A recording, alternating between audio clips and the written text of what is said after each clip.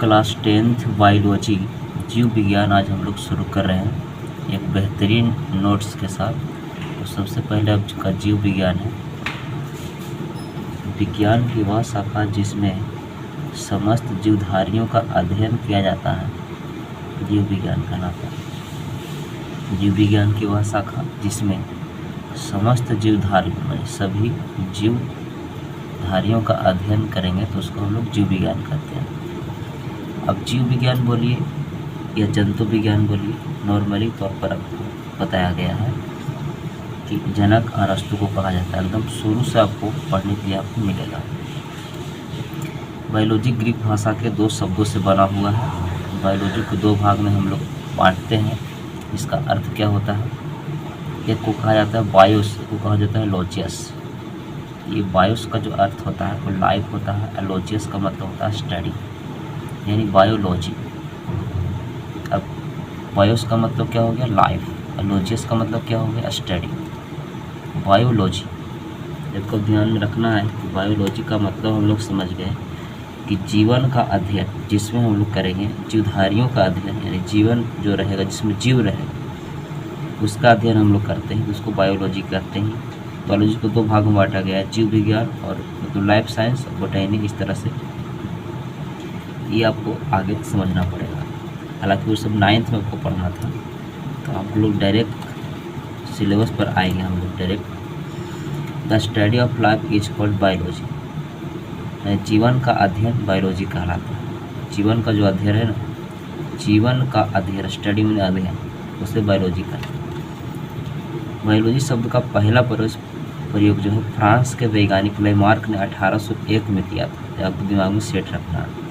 ये बायोलॉजी शब्द का पहला प्रयोग फ्रांस के वैज्ञानिक लेमार्क ने 1801 में किया था। वनस्पति विज्ञान का जनक किसे कहा जाता है? जिसको बोटैनी कहते हैं।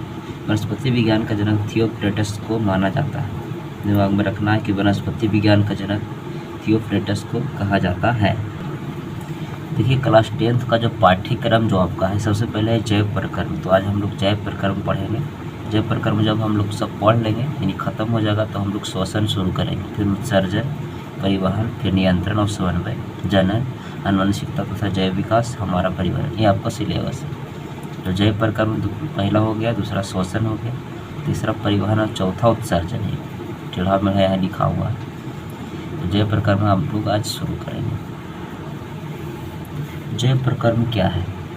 पता है कि जीवों में संपन्न होने वाले वे सभी क्रियाएं, जीवों में संपन्न होने वाले वे सभी क्रियाएं जो सम्मिलित रूप से अनुरक्षण का कार्य करते हैं उसे जैव प्रकर्म कहते हैं। जीवों में जो भी संपन्न होने वाली सभी जैविक क्रियाएं हैं, सभी क्रियाएं जो सम्मिलित रूप से अनुरक्षण का कार्य करती है जैव प्रकर्म कहलाती है। जैसे हम लोग कह सकते हैं पोषण हो गया, श्वसन हो गया, उत्सर्जन और इत्यादि।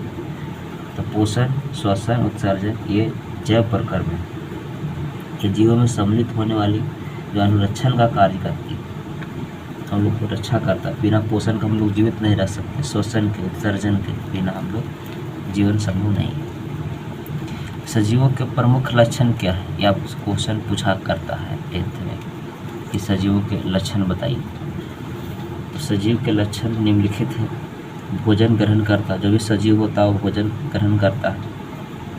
सांस लेता है, सजीव है तो सांस लेगा। उत्सर्जन करेगा, वृद्धि करेगा, उसमें विकास होगा। वृद्धि करना, विकास करना, गति करना। हम लोग इसे चलते हैं तो गति करते हैं, वृद्धि भी करते हैं, बड़ा से छोटा से बड़ा होते हैं। यानी भोजन करना, सांस लेना, उत्सर्जन करना, वृद्धि करना और गति करना। पोषण किसे कहते हैं?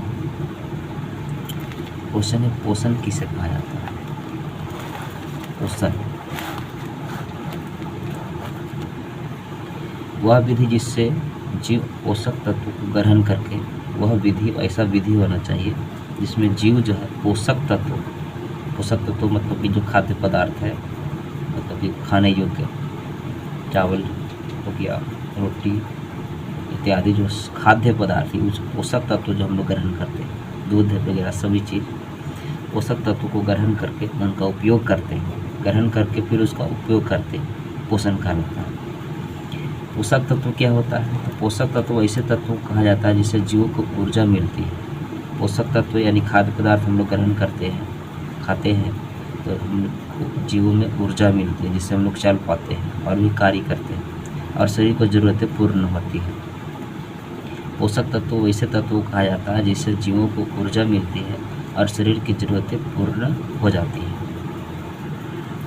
या आप एक पोषक का उदाहरण और भी ले सकते हैं, यानी डिफिनेशन। पोषक तत्व का एक डिफिनेशन और भी आप सोच सकते हैं। पोषक तत्व वह पदार्थ है जो शरीर को समृद्ध करते हैं। ये पोषक तत्व का अच्छा डिफिनेशन आपको दिया गया है। यह ऊतकों का निर्माण, ये ऊतक का निर्माण करता है और उनकी मरम्मत करते हैं। जहाँ ऊतक खराब हो गया किसी वजह से, तो वहाँ उसका निर्माण भी करते हैं, मरम्मत करते हैं। यह शरीर को ऊष्मा और ऊर्जा प्रदान करते हैं। शरीर को इससे ऊष्मा मिलती है, एनर्जी मिलता है, ऊर्जा मिलता है, और यही ऊर्जा शरीर की सभी क्रियाओं को चलाने के लिए आवश्यक होती है। और यही जो ऊर्जा हम लोग को मिलता है शरीर की सभी क्रिया को चलाने के लिए आवश्यक होती है, ये पोषक तत्व कहलाते हैं। पोषण के प्रकार, अब सभी लोग जानते हैं कि पोषण दो प्रकार के होते हैं, एक होता है स्वपोषण, एक होता है परपोषण। पोषण मुख्यतः दो प्रकार के होते हैं, स्वपोषण और परपोषण। स्वपोषण किसे कहते हैं? स्वपोषण जो है आपका, स्वपोषण पोषण की वह विधि है जिसमें जीव भोजन के लिए किसी दूसरे जीव पर निर्भर नहीं रहता हो, तो उसे स्वपोषण कहा जाता है।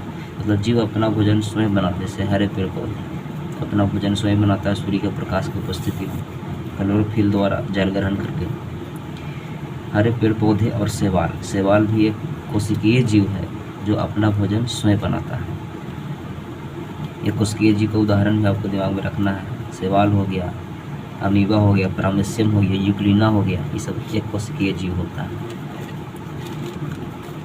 परपोषण किसे कहते हैं? परपोषण पोषण की वह विधि है जिसमें जीव भोजन के लिए किसी दूसरे जीव पर निर्भर नहीं रहता है। परपोषण पोषण की वह विधि है जिसमें जीव भोजन के लिए दूसरे जीव पर निर्भर नहीं रहता है, उसे परपोषण कहते हैं। हम दूसरा जीव पर निर्भर नहीं रहेंगे, अपना भोजन स्वयं तैयार करेंगे, तो उसको परपोषण कहते हैं। जैसे मानव हो गया, जानवर, कीड़े मकोड़े, ये सब परपोषण में आता है। मानव हो गया, जानवर, बंदर, कीड़े मकोड़े, जानवर जो भी आएगा सब परपोषण हो गया। अपना भोजन स्वयं नहीं तैयार करके दूसरों पर निर्भर कर रहते हैं हम लोग। प्रकृति के आधार पर पोषण कितने प्रकार के होते हैं?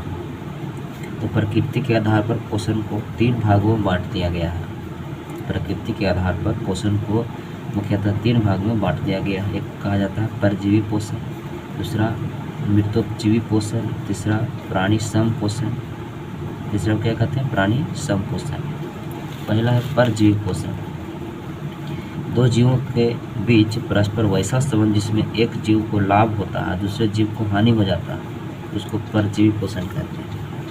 एक जीव को लाभ हो रहा है लेकिन दूसरा जीव को हानि हो रहा है, तो उसको परजीवी कहते हैं। जैसे जोक किसी हम लोग में लटक जाता है, मानव में लटक जाता है, या किसी भी जानवर में लटक सकता है। एक जीव को हानि होगा, दूसरा जीव को लाभ होगा।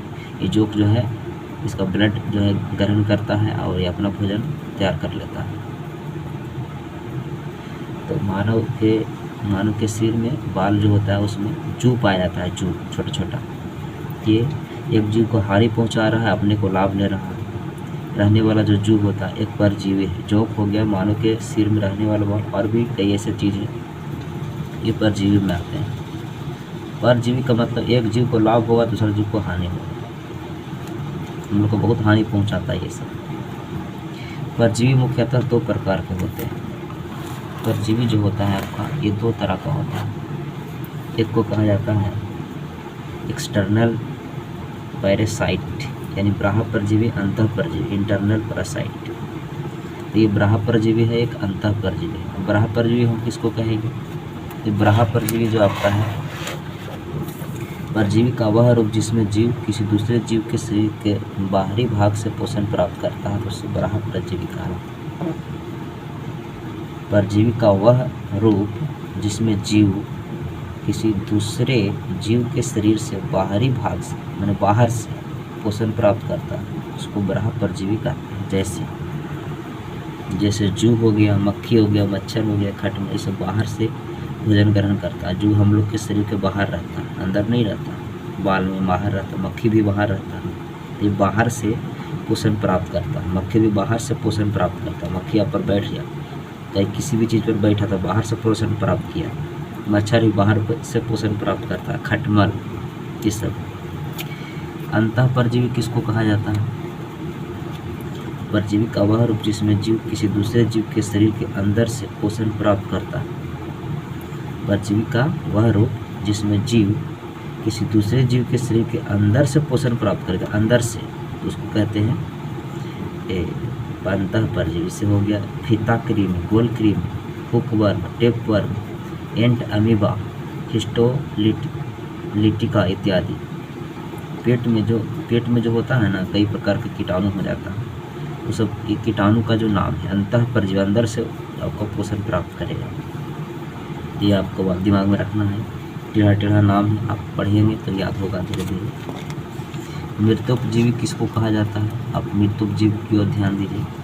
पोषण का वह रूप जिसमें जीव अपना पोषण सड़े गले और मरे हुए जीव जंतुओं से प्राप्त करता है। जो सड़ गया, गल गया, बहुत दिन से पड़ा हुआ है, मनुष्य सड़ा हुआ है या जानवर है, सड़े गले एवं मरे हुए जीव जंतुओं से प्राप्त करता है, तो मृतोपजीवी कहलाते हैं। इसे कवक, सड़ गल गया है कोई भी जीव जंतु तो उसमें कवक हो जाएगा, जीवाणु हो जाएगा, विषाणु, प्रोटोजोआ इत्यादि, ये आपको मृतोपजीवी में आता है।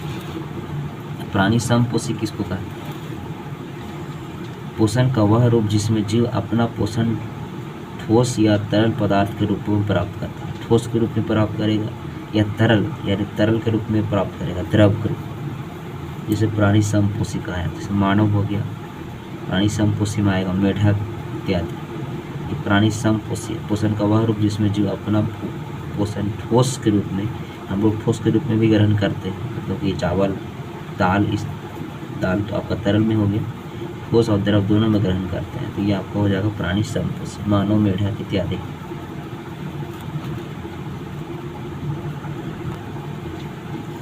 पौधों में पोषण क्या होता है? आपको यह टॉपिक पढ़ना है, पौधों में पोषण। प्रकाश संश्लेषण पहले समझना, फोटोसिंथेसिस बहुत बार पूछा जाता है।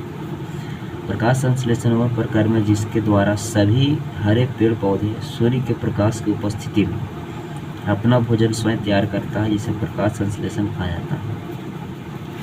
प्रकाश संश्लेषण की क्रिया के लिए मुख्य रूप से इन 4 चीज़ों की जरूरत होती है। आपसे ऑब्जेक्टिव में क्वेश्चन भी देगा, उसको दिमाग में रखना है। कौन सा 4 चीज़ आपको चाहिए? पहला है कार्बन डाइऑक्साइड, CO2 वायुमंडल से ग्रहण कर लेता है। पेड़ पौधा जो होता है वायुमंडल से ग्रहण करता है। जल जमीन से ग्रहण करते हैं मूल रोम के द्वारा, दिमाग में रखना है। तीसरा है सूर्य का प्रकाश, और चौथा है क्लोरोफिल, सूर्य के प्रकाश को अवशोषण करके ये काम करता है। क्लोरोफिल जो है ना, सूर्य के प्रकाश को अवशोषण करके अपना काम करता है, अवशोषण करने का कार्य करता है। सूर्य के प्रकाश को अवशोषण करने का कार्य करता है। रिएक्शन दिमाग में रखना है। ये 6 CO2 है, कार्बन डाइऑक्साइड है, इसमें जल मिला हुआ है, क्लोरोफिल, यानी सूर्य के प्रकाश की उपस्थिति में क्लोरोफिल के द्वारा ग्लूकोज तैयार करता है, ऑक्सीजन मुक्त करता है और जल मुक्त करता है। ऑक्सीजन हम लोग ग्रहण कर लेते हैं, तो 6 यहाँ 12 है, यहाँ पर 6 दिमाग में रखना है। अब संतुलित करेंगे, दिमाग में सेट हो जाएगा। अगले क्लास से ना आपको जो है 5 नंबर वाले जो क्वेश्चन होता है वो सभी एक जगह किया हुआ है, तो आपको दिमाग में रखना है कैसे कैसे इसको याद करेंगे, कैसे हम लोग नोट्स बनाएं। हम लोग अगले क्लास से प्रकाश संश्लेषण की क्रिया में सूर्य के प्रकाश का होना अति आवश्यक है, इसे प्रमाणित करें। चित्र के अनुसार हम लोग सब समझा के आपको बताएंगे। पूरे अच्छे से नोट्स तैयार करना है।